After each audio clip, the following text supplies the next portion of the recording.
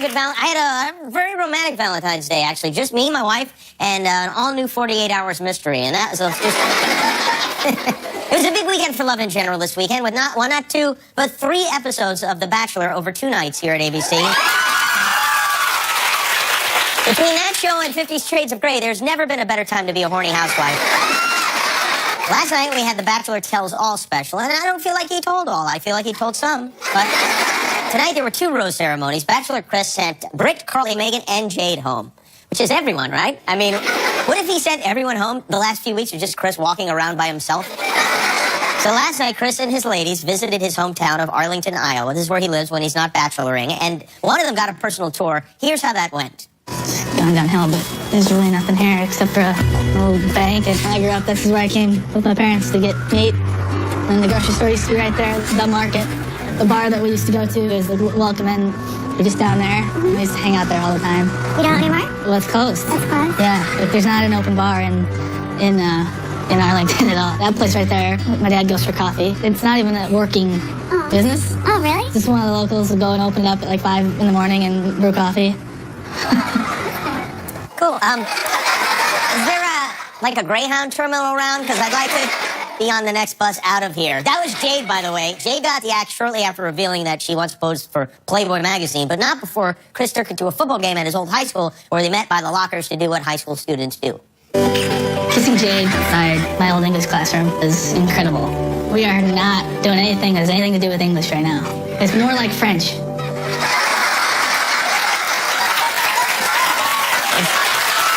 Hold on a second. Hold on. Is Chris still out in the hall? Guillermo, go see if he's out there and bring him back in here. Okay. I want him to explain that to us. It's more like French. There he is. Chris.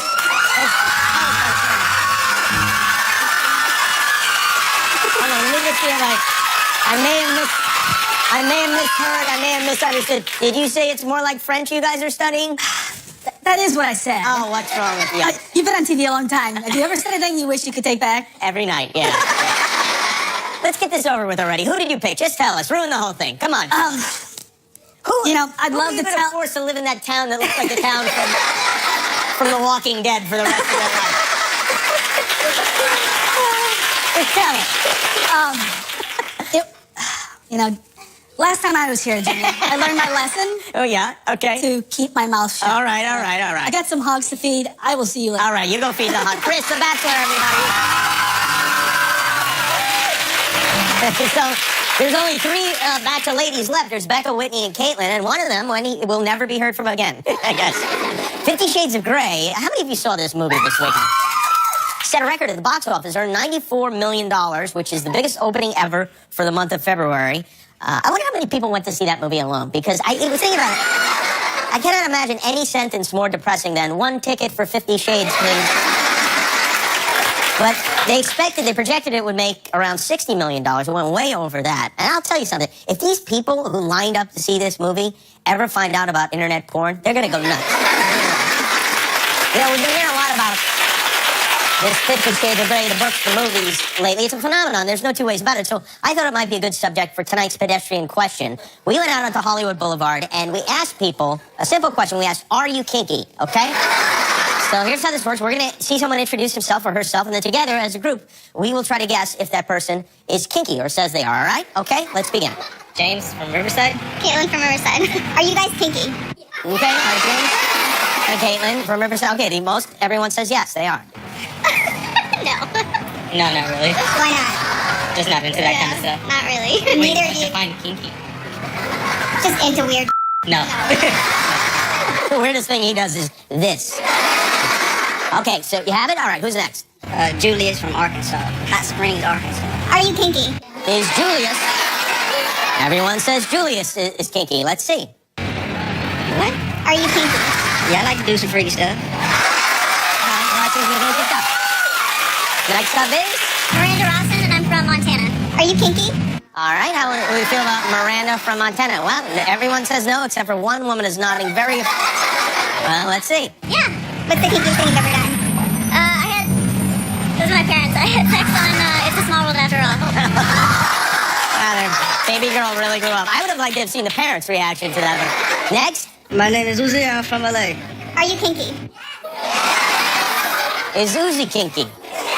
Yes? Okay. Am I what? Kinky. Not really. Why not? No, Why are you holding cereal? I'm hungry. I'm eating it. He's not kinky, he's munchy is what he is. I believe we have another. Lauren, Brentwood. Are you kinky? Is Lauren from Brentwood. Ah, interesting. Everyone says yes. Okay. Sometimes. What's the kinkiest thing you've ever done? I dressed up like a kangaroo once. As an Australian guy. Australian guy. Well, that is the custom. The local custom. It's not kinky, it's just polite is what it is. I think we have one more. I'm Marcus Gladney. I'm from Kansas City, Missouri. Are you kinky? All right, let's find out. I am kinky. How so? I could show you better than I can tell you. Okay. Okay.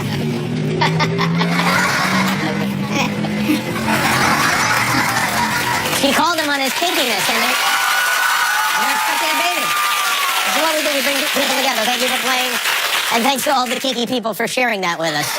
We have a good show for you tonight. Tonight we have another Mashup Monday. We do this every Monday night. We're going to mash the great singer Aloe Black up with the band Blackstreet to create Aloe Blackstreet on the show tonight. It's important to know we don't actually physically mash the bands together. They just play. No musicians are harmed in any way. Also tonight, from Castle Stonicatic is here, and Oscar nominee Benedict Cumberbatch is here with us tonight. We got, I don't want to disappoint you ladies, but he got married on Saturday, and for some reason, he's spending his honeymoon here with me. I wonder if his wife's taking his last name, because that would be an act of true love. You know, the Oscars are on Sunday night. Benedict is nominated for his movie, The Imitation Game. In the category of Best Picture. There are 8 movies nominated for Best Picture. So to help you figure out which ones to see before the show, I asked our friend Yaya to review them for us. Yaya's a guy I met outside a movie theater, so he knows movies. He takes pictures of himself with celebrities, and tonight he gives us his take on The Imitation Game. Here's Yaya talking about the movie. Hi, I'm back again. I'm talking about the movie Exhibition Game. It's the movie talk about Star Machine. And he's the guy find the password from Sherman come to England. And you know what time Sherman come to England, fight together. And I got a picture with the lady in the movie. Her name, Clinton. She's with Johnny Depp in the movie Caribbean. I don't know her name. You know, she loved the guy in the movie, you know. Prentice Tom Peregrine. I don't know his name. Prentice something, you know. I don't want to say, but he's the end of the movie tell him I'm homosexual. And she's mad and she's love him. Boo! You know? And the guy only is gay in the movie. It's not my problem. He's gay, not gay, is not my problem. He's good actor and good movie, go watch the movie. And good luck for Oscar. Good? Action! Tonight on the show, Mashup Monday with Aloe Blackstreet from Castle Stonicatic is here. We'll be right back with Benedict Cumberbatch.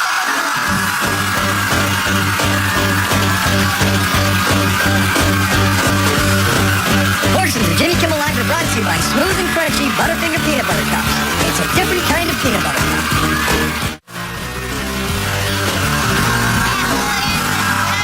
From Castle, which you can see Monday nights on this network. Stonicatic is here with us.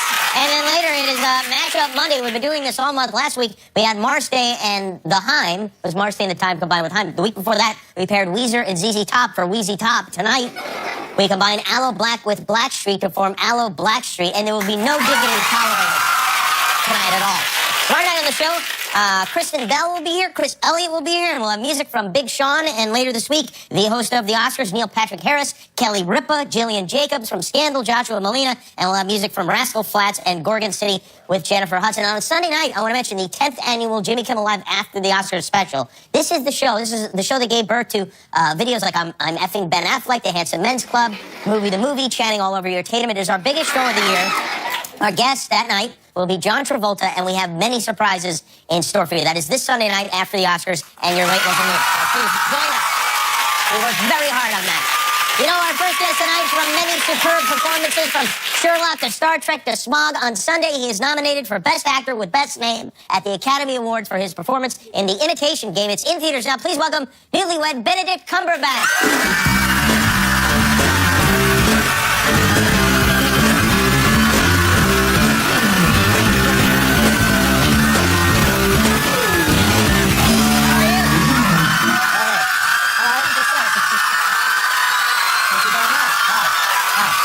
coming.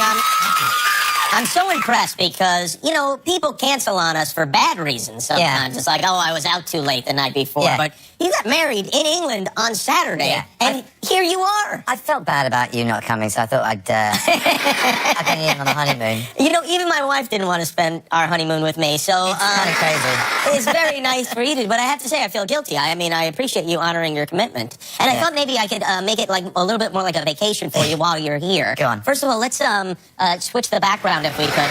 Maybe we can have some music there. And then I got us a couple of pina coladas.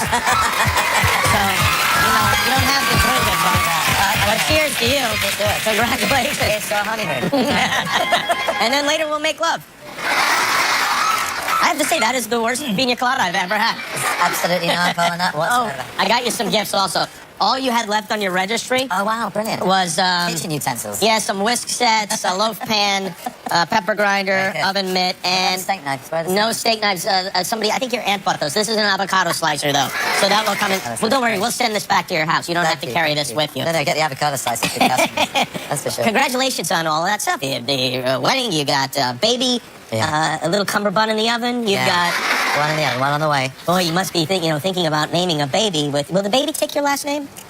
Poor child, I think it will happen. That's kind of the tradition. But I guess so. Have you got ideas for the first name? I think you should go with, and I was thinking about this today, whatever the first name, as long as it starts with a Q, then you could be, the kid could be Cucumberbatch. Cucumberbatch. Yeah, that's good, that's good. Yeah. No? Yeah, no, it's sort of, yeah, no. It's too soon. It's just too soon. Where were you when you found out you got nominated for an Academy I was Award? driving to work. I've just finished filming the Christmas special of Sherlock, which is coming out this Christmas. And Wow. you haven't seen it yet. Why are you clapping? Well, they're excited. I know. Because a lot of times when people become big movie stars, they abandon their television shows, and you haven't, and I think that's a nice thing to do. It gets increasingly difficult to do, but we absolutely love it, and I think we've got an absolute stormer in the can, so it's well worth coming back to every time the game is up by the writing and everything we're asked to do. So as long as that keeps happening, as long as it's fresh and innovative and challenging for us, we'll come back. It's such good material to A play. stormer, I never heard of that before. Stormer. I think I meant stonker. I literally have just got off a plane. So Stormer is a great word. If you made that up, I think we run with that. Yeah. Stormer. By the way, let's get rid of the Hawaii background because it's distracting me now. Let me put these over here also. So you were. I'm sorry, I asked where you were. We were filming that, and I was just ringing my best friend in London, Adam, and checking in about something else entirely. He went, "Oh my God, what the hell are you ringing me now for? It's 3 minutes until the announcement." I said, "Announcement of what?" He went, "The Oscars, you prick." Oh, right. Oh, Christ. Okay, all right. Right. And I just stayed on the line with him, and he was listening to it live on the computer. And there was a very slight delay, so my agent got in just before my parents did, and they'd heard it as well. And it was that was the most amazing feeling of the world. Did you call your I don't parents? think it's going to get better than that. I don't think it ever will anyway, as far as that moment goes, And no, they called me. They got in faster. Oh, I see. And, to talk to them as, 2 actors and their only child being nominated for an Oscar, that was a wonderful moment. I would imagine so, yeah. It was incredible, yeah. Yeah. Do you think is there any envy on their part whatsoever that you? Complete utter envy, yeah.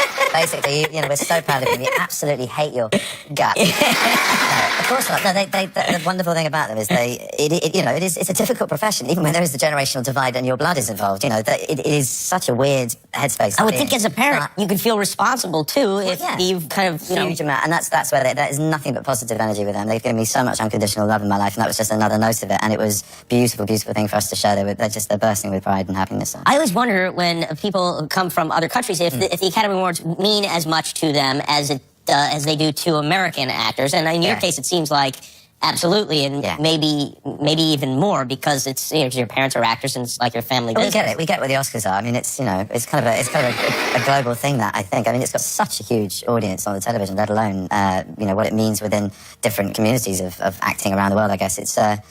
I'm one of. I've forgotten how few it is. I think it's about 5 of us. I mean, it's incredible to be. Yeah, there are 4 beside you. Yeah, and those, that's it. That's 5, isn't it? Yeah. Well, you did all the math in that movie. What do I know? Now you know I got the part. Now you know I got the part.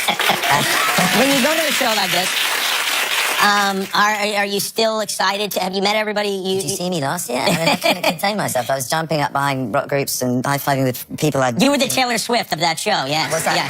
Yes. Is she doing that now? She shows enthusiasm, which I think is nice. A lot of people sit there like, when is my category coming up? Well, I have to say, no, I was prepared for a lot of that. I was prepared to smile and grin and bear what is, and it sounds so spot, but grin and bear what is basically 3 hours of hell that a lot of people have described as one of the longest nights. And the irony is, everyone around you, it's full of the richest talent in the world, literally, but also just their ability as well. Yeah, there you go. That's what jet lag does. Absolutely true. But also an ability. And, it can be really boring because people get clamped up with fear. But I thought Ellen did just a brilliant job of opening it up. And, we were all on our feet dancing to Happy after the first 5 minutes. And there was a lot of vodka being passed around on the red carpet, which I think is one of the reasons I did the photo bomb I did. I blame it on the vodka. But it was very enjoyable. But I was only a small partner of a very beautiful, very important winning film. So I was there for the best possible reason. And I was presenting. I was supposed to be presenting, which was amazing. Well, sure, yeah. Well, you're going to have to show that kind of enthusiasm from Neil Patrick Harris. Oh, yeah. Yes. The hosts appreciate it. He's very, very talented. I've seen him doing the Tonys, and he really knows his onions. We're going to take a break now, if you don't mind, to extend your honeymoon here. And Benedict Cumberbatch is here with us. He's nominated for an Oscar.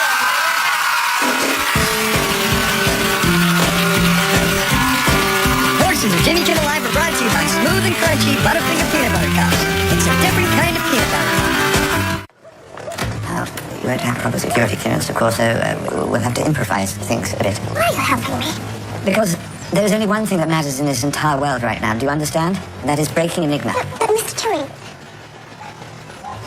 why are you helping me? Sometimes it's the very people who no one imagines anything of who do the things that no one can imagine. That is Benedict Cumberbatch. For an Academy Award. What a great movie that is. True story. The character you play, the person you play, Alan Turing, is a guy a man whose name I didn't know. I know a lot of people didn't know. He's known amongst the intelligence community, amongst the sort of gods of the computer world in Silicon Valley. He's known amongst LGBT groups. He has been an icon for many people, a very important person for many people for a while. But what we've hoped to have done with this movie is to basically broaden an audience and an understanding of this extraordinary man who, at a very young age invented computer science and the idea of computing from the early ideas that he developed. But, during the war, he put those in practice with the code breakers at Bletchley Park and helped to crack the Enigma code, which brought about, some say, a 2-year early cessation to the Second World War and saving millions of lives. So it became a war hero, and then afterwards, in the 50s, was persecuted once he was found to be a homosexual. He was prosecuted and given the choice between 2 years imprisonment or 2 years chemical castration. This man was utterly wronged by the very government and democracy and lives that he had helped save in secret. His work was in secret, his private life was in secret, the whole of his personality was locked down, and he was already an incredibly fragile, humble, and particular single-minded man. He had a terrible stammer from a very early age. So, this barbaric world that he was in, that he helped, that he gave so much to. I mean, you ask anybody in Silicon Valley, whether it's Bill Gates down, and they will say they still use Turing's mathematics, they still use his programming, they still use his idea of computing. There are algorithms that we use to crack that code that if you feed embarrassing my name into Google will link me with him or vice versa now. It's the same algorithms that we use to break down combinations of what this unbreakable code could be. And, so our mission, everybody reading the script, which is, it's very funny. In the first pages, you're drawn into this uncompromising character who just takes you with him. And then slowly you get to learn how he is and why he is the way he is. And then this tragedy unfolds, and your emotions move from amusement to engagement with this thriller of how we crack him and the code, how we understand this man and get to this point of near victory in the war. And then this tragedy evolves, and it takes your breath away, and you become very angered. And this is unbelievable. It really is. Yeah. You signed a petition, and you've been helping to spearhead a petition that would pardon men who were, and women, I assume, but probably mostly men, who were imprisoned. Over 40,000 other who were imprisoned or died because of this, whose lives were utterly altered, affected, changed, ruined, and thousands, hundreds of thousands others around them, whether they're families or relatives or lovers. And Alan was pardoned by the Queen and the government, but only in the last few years. And while it had to happen as a sort of official nod to what needed to be done, it's way too little too late, obviously. And what we hope to gain momentum with is to use his story to highlight that this was not just an isolated incident. This was a blanket policy for anybody who was marked to be homosexual in that era. 2 years imprisonment or 2 years chemical castration with estrogen injections administered weekly. I mean, it's barbaric. And that was the 50s. That was less than 100 years ago. Unbelievable. Yeah. To a war hero, no less. Yeah. Well, it's very good to see you. I wish you the best with your baby and with your wedding and, of course, on Oscar Sunday.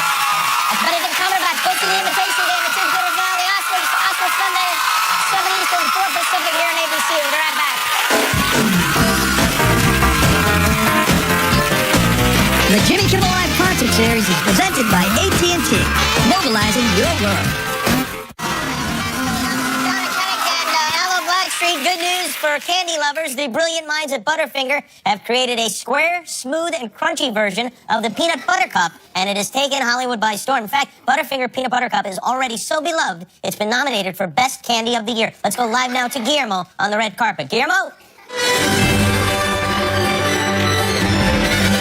Wow, what a night! I'm here with Butterfinger Peanut Butter Cup. Congratulations on your nomination for Best Candy. How do you feel? It's an honor just to be nominated. Well, and who's this beautiful lady next to you? This is my mother. Hi, Mom. Are you proud of your son? I am, for so many reasons. His smooth and crunchy texture, his square shape. He's impossible to resist. Isn't he adorable? Mom. Dad. Son, what are you doing here? I'm his father. He didn't see you like his father when you ran off with that floozy saltwater taffy. Excuse me? Nuts. Maybe if you didn't yell all the time.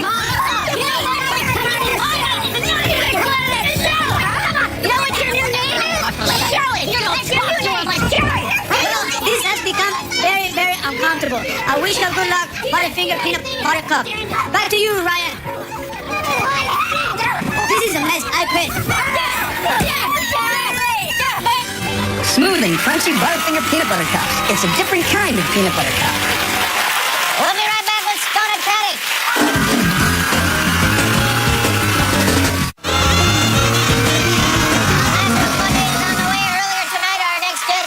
The clutches of a demented plastic surgeon who was trying to steal her face, and I'm really glad she did. Watch Castle Monday nights at 10 here on ABC. Please welcome Sonic Caddick.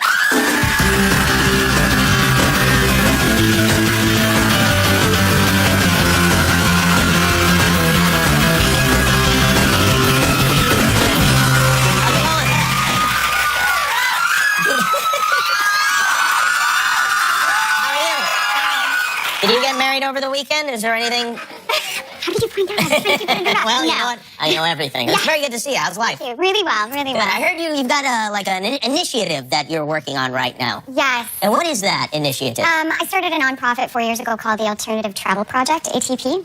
And we're auctioning, thank you guys, we're auctioning for it to fundraise this week, and it starts up tonight. So, I see. Yes. Now, when you name something ATP, that's already the tennis thing, right? Isn't it already tennis? It's also, I think it's like also adenotriphosphate, which is a form of energy. It's like cellular energy. I'm not that smart. I just watch ESPN, yeah. So, this is like what? Encouraging people to use jetpacks and... Close, yeah. Time travel? That along with walking and cycling and using the subway. So the idea is to encourage people to go car-free for at least one day, but hopefully more. Car-free for one day? Yes. A year? Yes. Okay. Even just that, because if everyone on the planet went car-free for one day, you'd be saving all the work that 1 billion trees has to do on the planet. Right. Yeah. And if you don't care about trees or the earth, then, you know, you're cutting a lot of coronary disease and a lot of other health issues as well. That's true. Yes. Unless you take the subway, which is probably you're going to catch something on it. I heard you've taken the subway, though, right? I have taken the subway, Yeah, it's the Emmys, correct? Yeah, I've taken it a few. Sometimes when I go to games, I'll take the subway. It's nice, though, isn't It's it? fine. In easy. LA, it's very nice, yeah. Yeah, It's all right. Yeah, I'm not against the subway. I just love my car so much. Because it's like a magic little box I get into, and And you can decide everything I can inside put of the it. radio on, and the climate is Yes. controlled, and... And nobody's like bugging you and asking you Well, for I this or wouldn't that, say that. selling flowers. No, okay, so they there are people sometimes in it. selling flowers Got on the it. corners, and then Got it. sometimes there's a baby screaming in the back. Got it. Yeah, and sometimes there's my wife telling me to stop playing the harmonica, and so things like that. You're playing the harmonica while driving. Yes, I do, yes. Oh, okay, well- Yes, I like to live on the edge. Yes. Do you take the subway to work? I do, actually. Yeah, I do it like at least once a week. Really? And Yeah. don't people No, grab nothing. you and stuff? Nothing. Nobody ever says anything. I don't think they even know, you know. I think maybe They people... probably don't care. They're probably like, whatever. Or I maybe just- they don't have television? Is that possible? I would think they would recognize you. The show is very popular. I really believe that the thing is that people don't actually expect the person on their television to be riding the bus next to them. Ah, yes. Yeah. I see. I gotcha. So, yeah, if they saw you walking through, like, a hotel in Las Vegas, they'd say, oh, there's Donna Caddick. In the subway, like, oh, that can't possibly be right. Right. No one in their right mind would get on a subway if they have a television.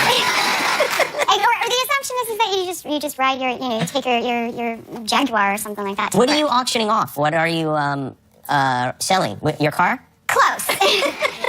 There was, I've told this story before, actually, I think on your show.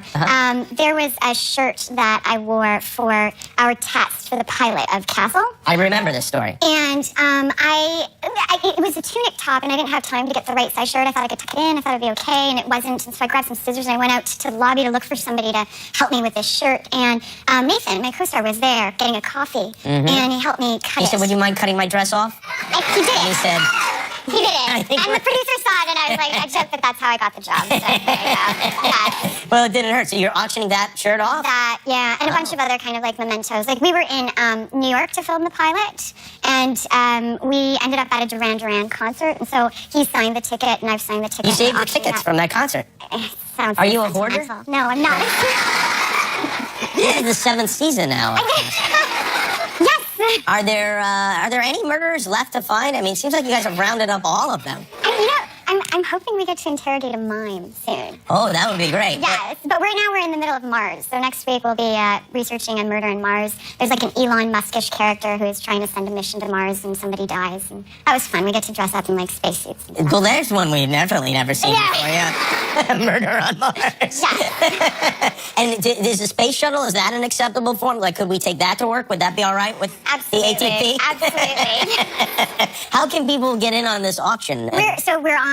We're on eBay, and you have to just look it up under Alt Travel Project, and you'll find all of the items that are available. That's there. well, that's good. That's, Yeah. I'm glad somebody's doing something. Well, I mean, I'm certainly not. Truly, I genuinely feel like Los Angeles is the media capital of the planet, and some of the stuff and stories that we tell here affect the rest of the planet. And I had an experience where there was a group in Romania who decided to go car-free on Fridays. And because of that, teachers and adults that were participating in the project met on the bus. And eventually they got married, and they have children now. And so there's some really wonderful stories that happen out of a project like this. Oh, yeah. I hope they don't get divorced, because then that story ends. That was fun, yeah. It's very good to see you. It's Donna Caddick, everybody. Castle, Monday nights, 10 o'clock on ABC. We'll be right back on Hello Blackstreet.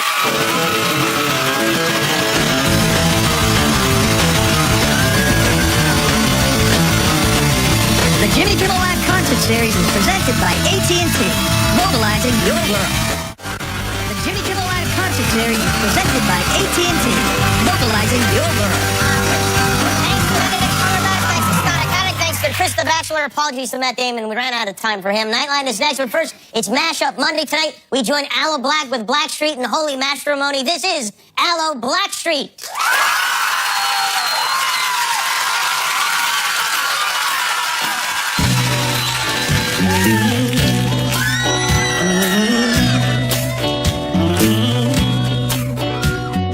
Grandma's hand went to church on Sunday morning. Grandma's hand played the tambourine so well. Grandma's hand never wish you right a warning day.